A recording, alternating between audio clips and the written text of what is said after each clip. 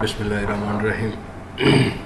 अस्सलाम वालेकुम अज़ीज़ तलबा, उम्मीद है आप खैरियत से होंगे। जैसा कि आपको मालूम है कि आज की दुनिया हमारी एक वबा से डिस्टर्ब हो चुकी है, मुतासर हो चुकी है। कोरोना वायरस जिसका नाम है, पूरी दुनिया में ये वबा फैली हुई है। हर बंदा घरों में महसूर होकर रह गया है, दुनिया जाम है। तो डेफिनेटली वक्त का बेया रुकना नहीं है। इस वबा से बचने के लिए हर बंदा हिफाजती तदाबीर अपना रहा है। आप लोगों की क्लासेस जो कि रेगुलर होती हैं वो भी डिस्टर्ब हैं। तो इस सारी सूरत हाल में हायर एजुकेशन कमीशन ने तमाम इदारों को यूनिवर्सिटी लेवल पे इंस्ट्रक्शन दी है कि आप ऑनलाइन क्लासेस का इजरा करें। तो इस अनाउंसमेंट के बाद गवर्नमेंट कॉलेज यूनिवर्सिटी लाहौर के वाइस चांसलर जनाब डॉक्टर अज़हर रहदी साहब ने भी तमाम अपने कैंपसेस और एफिलिएशंस को ये इंस्ट्रक्शन दी हैं कि वो भी अपने तलबा को जो है ऑनलाइन क्लासेस की तरफ लेके आएँ ताकि उनका टाइम ज़ाया ना हो और उनका ये कीमती वक्त बचाया जा सके। और इस तरह की सूरत हाल में जो चैलेंज दरपेश है, नए टेक्नोलॉजी को यूज़ करते हुए डेफिनेटली कुछ मसाइल होने हैं। ये नई चीज़ें हैं, डेफिनेटली टीचर्स के लिए भी प्रॉब्लम है, तलबा के लिए भी मसला होना है। तो बहरहाल इंशाअल्लाह मिलजुल के इसको एफर्ट करेंगे, कोशिश करेंगे तो चीज़ें बेहतर होंगी। अल्लाह हम सब को महफूज रखे, अल्लाह हम सब का हामी और नासिर हो। आप घरों में रहें, अपनी तमाम तर मसरूफियात जो रूटीन की हैं कोशिश करें कि जी घर में जो चीज़ें मैनेज हो सकती हैं उनको करें, बाहर निकलने से इज्तनाब करें। सादर जिस माशरे में हम रहते हैं तो इसमें सोशल डिस्टेंस जो कि गैप कहा जाता है कि जी आप ज़्यादा लोगों से ना मिलें, रश वाली जगह से ना जाएं, इसी सिलसिले की कड़ी में तालीमी इदारों को भी बंद कर दिया गया है। तो आप कोशिश करें कि घरों में ही रहें। ये जो SOPs हैं इसको आप सामने रखते हुए आप घरों में ही महफूज रहें, बाहर ना निकलें, इस वबा से बचें क्योंकि इसके फैलने के बहुत ज़्यादा वजूहात हैं। जितनी कोशिश आप करेंगे घरों में रहने की तो इंशाअल्लाह इससे बचा जा सकता है। अपने आप को भी बचाएं, अपने प्यारों को भी बचाएं, लेकिन घर में रहते हुए वक्त अच्छा खासा होना है तो साफ ज़ाहिर आप कोशिश करें कि आपका तालीमी हर्ज भी ना हो, बल्कि पहले से भी ज़्यादा आप चीज़ों को रीड करें, पढ़ें। इस वक्त को जो है ना नेमत जानते हुए इसको आप स्टडी पे अपनी तालीमी जो सरगर्मियाँ हैं उनको किसी सूरत मुअत्तल ना करें, बल्कि आप अच्छे अंदाज से इसको यूज़ कर सकते हैं। तो तलबा इस सेमेस्टर में डेफिनेटली मैंने एक सब्जेक्ट आप बच्चों को पढ़ाना है। तो उस सब्जेक्ट के रिलेटेड डेफिनेटली आप उर्दू के स्टूडेंट हैं तो हमने सबसे पहले समझना ये है कि जी ये उर्दू है क्या।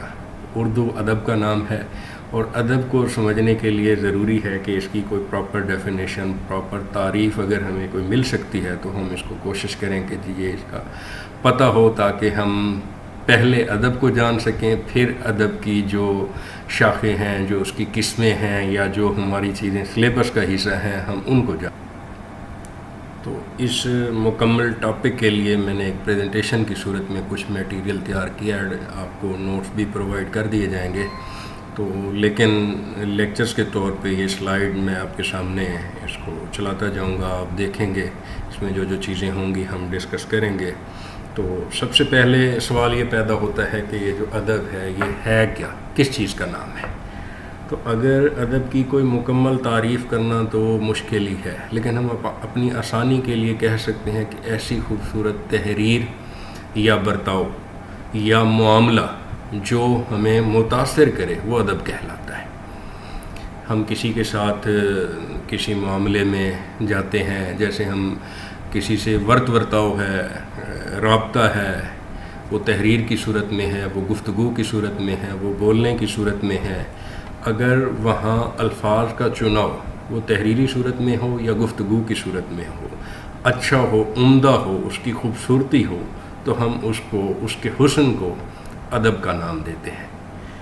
हम रोज़मर्रा सुनते हैं कि जी बड़ों का अदब करना चाहिए, असातिज़ा का अदब करना चाहिए, फ़लाँ का अदब करना चाहिए। तो जब तक हमें क्लियर ही नहीं होगा कि अदब होता क्या है तो डेफिनेटली जो हमारा दूसरों के साथ बर्ताव है اگر ہمیں پتہ ہی نہیں ہوگا کہ جی ہم کس معاملے میں چل رہے ہیں تو صاحب ظاہر یہ طے کرنا مشکل ہوگا. وہی بات ہے کہ جو میں نے اس کی ایک آسان سی تعریف میں بتایا کہ ہمارا برتاؤ یا گفتگو یا کوئی بھی معاملہ کسی کے ساتھ ہے، اس کی جو خوبصورتی ہے اس کو ہم ادب کہتے ہیں. بزرگوں کے ادب کی میں نے مثال دی تو صاحب ظاہر ان کے ساتھ ہمارا جو حسن سلوک ہوتا ہے، جو ہماری ان کے ساتھ گفتگو ہوتی ہے، جو شائستگی ہوتی ہے، صاحب ظاہر وہ اردو کے ادب کے زمرے میں آتی ہے اور اس کو اردو ادب کا ہی نام دیا جاتا ہے. اس اردو ادب کے بیانیے یا اظہار کو ہم کتنے حصوں میں تقسیم کرتے ہیں، کس طرح کی اس کی قسمیں ہو سکتی ہیں، کیا اس میں سارا کچھ ہم ڈسکس کریں گے. ادب کا جو اظہاریہ ہے وہ دو بڑے شعبے کہہ سکتے ہیں، دو بڑے حصے کہہ سکتے ہیں، ان میں تقسیم کیا گیا ہے. ان میں سے ایک حصہ نثر ہے اور دوسرا حصہ نظم ہے. جو نثر ہے وہ جملوں کو ایک عبارت میں خوبصورتی کے ساتھ پیرویا ہوا ہوتا ہے، ایک مالا کی صورت میں ہوتی ہے. نثر کے لغوی معنی آپ جانتے ہیں کہ بکھراؤ کے ہیں، پھیلاؤ کے ہیں، ایکسٹینشن کے ہیں. تو یہاں جو ہے نا آپ جس تحریر کی بات کر رہے ہوں، گفتگو کی بات کر رہے ہوں، تو وہاں لفظ ایک دوسرے سے جڑے ہوئے ہوں گے. جو کہ نظم ہے وہ شاعری کی صورت ہو جاتی ہے. اس میں پھر کافی ساری قسمیں ہیں جو آگے جا کے ہم اس کو ایکسپلین کریں گے. تو بہرحال اس سمیسٹر میں ہمارا جو زیادہ تر حصہ ہے وہ نثر سے منسلک ہوگا. تو ہم نثر کی مزید آگے کیا اقسام ہیں یا اس کی پراپر کیا ڈیفینیشن ہو سکتی ہے، یہ سلائیڈ میں روٹیٹ کرتا جاؤں گا، آپ کے سامنے رہیں گی. آپ قدر کوشش کیجئے گا ان چیزوں کو سمجھنے کے لیے، تو انشاءاللہ جتنا کو بہتر نتائج کی طرف جا سکتے ہیں. یہ پہلا لیکچر ہے، صاحب ظاہر پریکٹس ہے، میری بھی اتنی زیادہ پریکٹس نہیں ہے، آپ لوگوں کو بھی تھوڑی سی ہیزیٹیشن ہوگی. اور ہمارے ہاں سب سے بڑا مسئلہ جو ہے اس سسٹم کو جب ہم یوز کر رہے ہیں صاحب ظاہر ہے تو آنا جانا بھی لگا رہتا ہے، شور بھی ارد گرد کا ہوتا ہے. بہرحال میری کوشش تو ہے کہ جی میں ایسے ماحول میں بیٹھ کے جہاں ڈسٹربنس کم سے کم ہو، اس ماحول میں بیٹھ کے میں یہ لیکچر آپ کو ڈیلیور کروں. بہرحال پھر بھی کہیں کوئی ڈسٹربنس ہوتی ہے تو اس کے لیے میں معذرت خواہ ہوں. اور اب ہم نیکسٹ سلائیڈ جو اس کی پریزنٹیشن کی ہے اس کی طرف بڑھیں گے اور ہم اس میں پراپر جو الفاظ کا چناؤ ہے نثر کی تعریف کے لیے اس کو ہم ڈسکس کرتے ہیں. جی تو ہماری یہ سلائیڈ آپ لوگوں کے سامنے ہے، آپ اس کو دیکھ سکتے ہیں کہ جی اس میں نثر کو ایکسپلین کرنے کی کوشش کی گئی ہے. تو سب سے پہلے آپ دیکھیں کہ نثر کے معنی ہیں بکھرا ہوا، جیسے کہ میں نے آپ کو بتایا کہ اس میں الفاظ منتشر ہوتے ہیں، مختصر نہیں ہوتے بلکہ پھیلے ہوئے ہوتے ہیں، بکھراؤ ہوتا ہے ان میں. اگر اس کی پراپر ورڈنگ دیکھیں تو نثر کے معنی ہے بکھرا ہوا. نثر میں الفاظ مختصر نہیں بلکہ منتشر ہوتے ہیں. نثری تحریر میں پھیلاؤ، بکھراؤ اور تفصیل ہوتی ہے، یعنی لفظوں کو جملوں میں اور جملوں کو عبارتوں میں پیرائے ہوئے موتیوں کی مانند سلسلہ وار رقم کیا جاتا ہے. عموماً نثر میں فاعل بھی ہوتا ہے، مفعول بھی ہوتا ہے اور فعل کی ترتیب بھی ہوتی ہے. اگر ہم اس چیز کو سمجھنے کے لیے ایک مثال دیں تو مثال سے یہ چیز ہمیں زیادہ واضح ہوگی. ایک مثال کے طور پہ کہ زین اسکول جا رہا ہے، تو اس میں زین جو ہے فاعل ہے اور اسکول جو ہے مفعول ہے اور جا رہا ہے، جانا جو ہے یہ وقت کو ظاہر کر رہا ہے، فعل ہے. تو ان تینوں چیزوں کا ایک فکرے میں صاحب ظاہر آنا جو ہے وہ نثر کی پراپر تعریف میں آتا ہے. اس میں فعل بھی آ گیا، فاعل بھی آ گیا، مفعول بھی آ گیا، تو یہ ایک مکمل فکرہ بن جاتا ہے. اس کو ہم نثر کہیں گے.